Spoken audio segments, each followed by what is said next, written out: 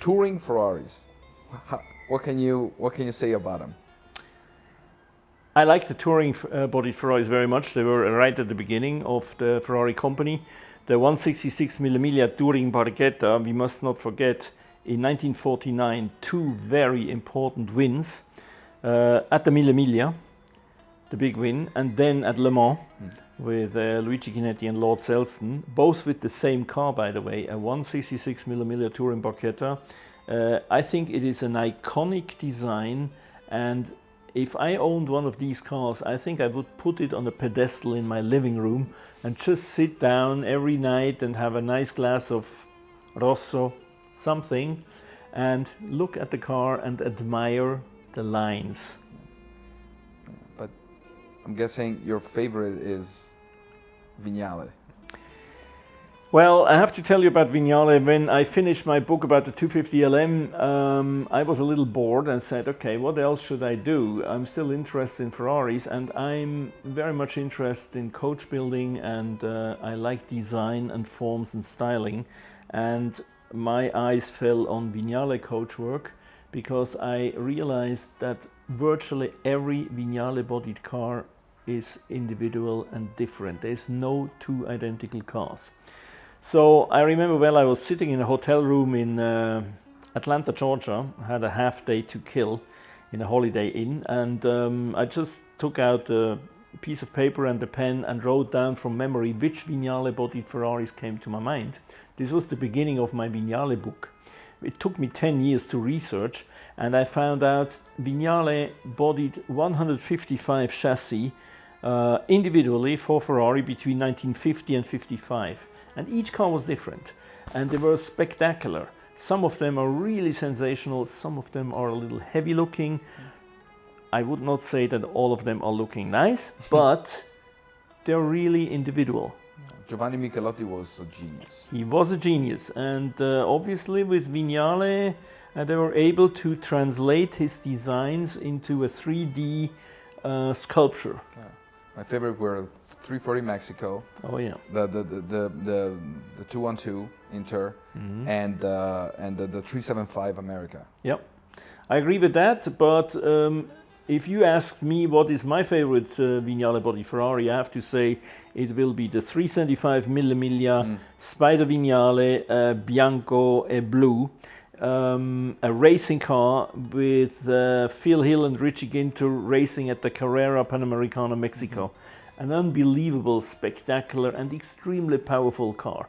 Huge wheels, a big fin in the back, and imagine these Americans racing on unpaved roads in 1954 through the Mexican Pampa. Yeah, amazing times. Yeah. I bet. I wasn't there, but you know, I'm betting. So, and then Mr. Battista Farina came. What happened? Why Ferrari decided to abandon Vignale and go with Battista? And you know, and he actually didn't go to Battista, and neither Battista went to Ferrari. Between, yeah. It's a nice story. I know the story very well. Well, I have to say, in those years, already in the early 50s, Pininfarina was already a much bigger and much more developed coach building company. They were much more professional than the smaller coach building companies such as Touring or Vignale or Motto or Bertone or all the others. And Pininfarina was much more professional by that time already because they had been around prior to World War II already. And I think with the increasing volumes of production, Ferrari wanted somebody that was capable to produce bigger numbers of cars. And then, of course, Pininfarina, in my opinion, changed everything with the Cisitalia too, in terms of design. Well, the Cisitalia, and I mean, look at the Momo Museum in New York. This is unbelievable. I mean, how many cars have made it into one of the most famous museums in the world? And and that car was... This is a statement. Exactly. 1947. It looks like a car from the late 60s. Yes. It's incredible. Yeah. But so basically the relationship between Pininfarina and Ferrari went uninterrupted basically up until 2018, with only one exception, maybe like few of them, but you know, Gandini also at some point stepped in. Well, Bertone was a try. Yeah. Honestly, I do like the Dino 308 GT4 from Bertone very much. I like these cars, but maybe the timing wasn't right. It was a little bit too edgy in 1973 when it came out, and Ferrari wanted something a little more elegant, perhaps a little more fluid in design. So they continued with Pininfarina, and I have to say, Pininfarina, the majority of the Pininfarina designs are very, very simple, clean, straight lines. No gimmicks, no chrome here and there, no overload. Very classy, elegant Italian designs. Different from Vignale. Yes. Definitely. Totally different taste, totally different world. And I guess Enzo Ferrari probably realized that as well. Yeah. I mean, as we said, he was a perfect leader, right? Oh, yes. So, and what is the best for Pininfarina, Ferrari Pininfarina for you? Your favorite?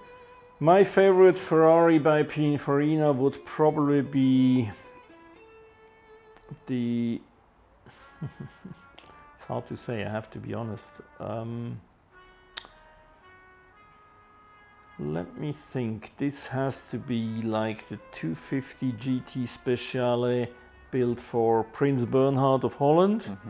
One of those one-offs that was built in the late 50s, the show cars. They built some very elegant cars. Yeah, absolutely. I was at the Pininfarina factory in Cambiano like a few months ago, before the lockdown, and just by seeing all what they were able to create, it's amazing. Yeah. It's like that deserves to be in a museum. Absolutely. It's a long line of very successful designs. No doubt the Pininfarina were the leaders in design.